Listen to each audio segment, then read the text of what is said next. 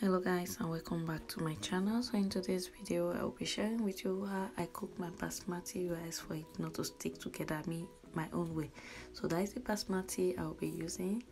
I'll be using like 3 cups of basmati rice. I'm using this cup for my measurements.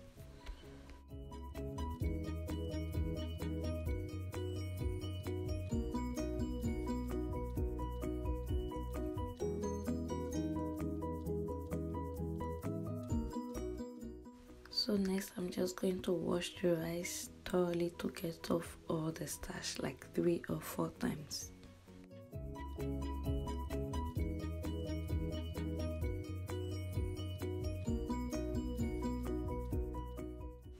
So I washed it like 3 times. So the next step is I'm going to soak it for at least another 30 minutes or 1 hour. Some people skip this step, it's not compulsory, but I like to soak mine. Next I'll put a pot and the quantity of water that will mash the rice on fire. While that is boiling, I'll drain out the water I used in soaking the basmati rice. I've soaked it for like 30 minutes now. So after that, I'm just going to add oil in my water. It could be extra virgin olive oil or vegetable oil. Then I will add salt to taste.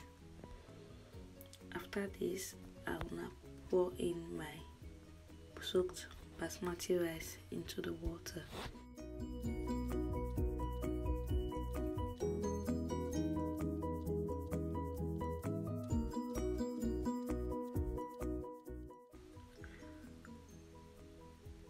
Now cover and allow to cook for about 10 to 12 minutes. After then, here is the result, coming out nice and fluffy.